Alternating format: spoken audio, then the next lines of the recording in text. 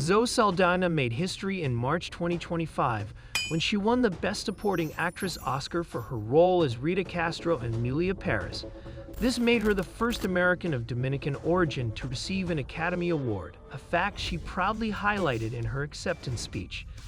In her moment on stage, she thanked her family, honored immigrant communities, and reflected on her heritage. She had already swept the awards season, taking home a Golden Globe, BAFTA, Critics' Choice, and SAG Award for the same role. The win cemented her as one of Hollywood's most versatile talents. But as applause echoed in the Dolby Theater, trouble was brewing outside those walls. The film at the center of the storm, Emilia Paris, was no ordinary film. It was a bold, genre-blending Spanish-language musical crime drama that dared to mix cartel violence with heartfelt human transformation. It told the story of a powerful Mexican cartel leader who undergoes gender-affirming surgery to start over. Saldaña played Rita Castro, a sharp, morally conflicted lawyer tasked with helping orchestrate this dangerous, life-changing plan. On paper, the film promised originality and emotional weight, and critics praised Saldaña for her nuanced portrayal of a woman caught between the law, her conscience, and the criminal underworld. But as soon as the film premiered, audiences, especially in Mexico, began voicing concerns. Many felt the film's depiction of Mexican society leaned on tired stereotypes, cartel cliches, overly dramatic portrayals of poverty, and a lack of cultural authenticity in the details. At the same time, some members of the transgender community criticized the way the film handled gender identity, saying it reduced deeply personal experiences into plot devices. The controversy became bigger than the film's plot. It became about who was telling the story and whether it was being told responsibly. The director's missteps. If the film's reception was already fragile, comments from its creator didn't help. Director Jacques Audiard, a celebrated French filmmaker, faced criticism for statements that many saw as dismissive of the culture he was portraying. In interviews, Audiard admitted he had not deeply researched Mexican culture before shooting the movie, a revelation that raised red flags about authenticity. Then came the most damaging remark, referring to Spanish as a language of modest countries. The phrase landed poorly, fueling perceptions that he viewed the culture as secondary to his artistic vision. In today's interconnected world, where interviews are instantly shared and dissected, Audiard's words quickly made headlines and spread across social media. The backlash was fierce. Mexican cultural commentators, Latin American film critics, and everyday viewers called his approach careless and even arrogant. While he eventually issued an apology, critics argued it was too little, too late. The damage wasn't just to his reputation. It also cast a long shadow over the entire Emilia Paris production, making it harder for its cast, including Saldaña, to separate themselves from the controversy. Co-star's social media scandal. The controversy didn't stop with the director. Carla Sofia Gascon, Saldaña's co-star and the lead of Emilia Paris, found herself at the center of a firestorm when old social media posts resurfaced. These posts included remarks that were widely condemned as Islamophobic, racially insensitive, and disrespectful toward victims of police brutality, including George Floyd. The timing could not have been worse. Just as the film was trying to celebrate its award season success, these revelations dominated headlines. Gascon deleted the posts and issued a public apology.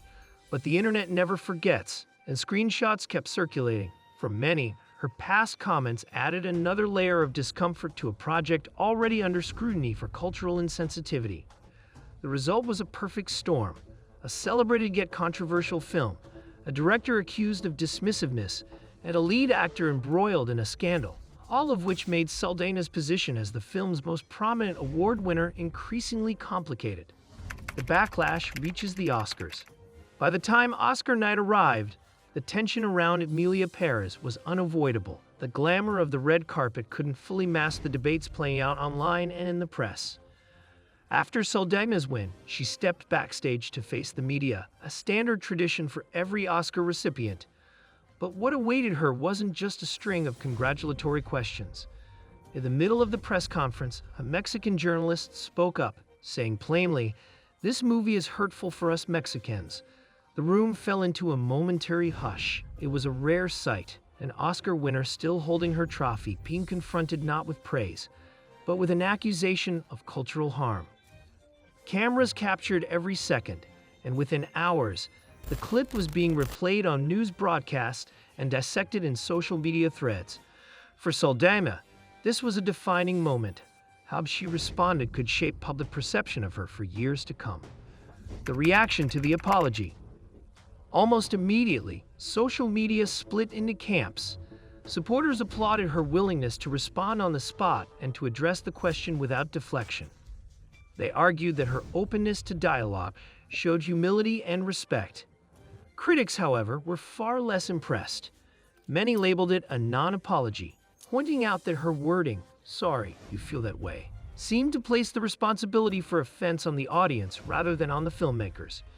Twitter threads, TikTok videos, and Instagram reels quickly dissected her tone, body language, and phrasing.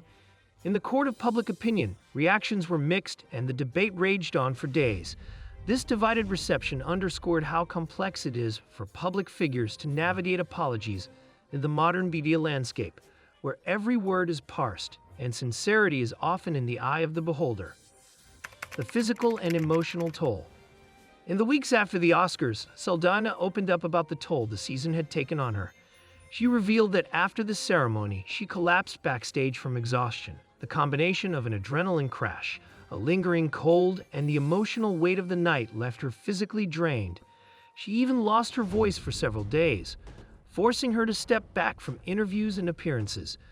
This humanized side of the story resonated with fans, many of whom pointed out how demanding awards season can be, not just in terms of schedules and performances, but also in the pressure to handle controversies with grace under intense public scrutiny. For Saldaña, it was a reminder that behind every headline and viral clip is a person trying to navigate an incredibly high-pressure environment. Life after the controversy. Despite the drama, Saldaña didn't retreat from the spotlight. She returned to work, promoting her next project, Elio, and even injecting humor into her public persona. At the film's premiere, she joked to reporters that her Oscar trophy is gender fluid and goes by they slash them. The remark drew laughs and headlines, offering a lighthearted moment in what had otherwise been a serious and at times painful public chapter. Still, the Emilia Pérez controversy continues to follow her, becoming part of her career narrative. Whether viewed as a brave defender of her work or as someone who missed the mark in addressing criticism, Saldaña remains at the center of important conversations about cultural representation in Hollywood. Zoe Saldaña's Oscar win for Emilia Pérez should have been a purely celebratory career milestone, but it became a moment of reckoning about representation, intention, and impact. Her response to criticism sparked debates that extended far beyond the film itself, touching on who gets to tell certain stories and how those stories should be told. And as audiences become more vocal and informed, that conversation is only going to get louder.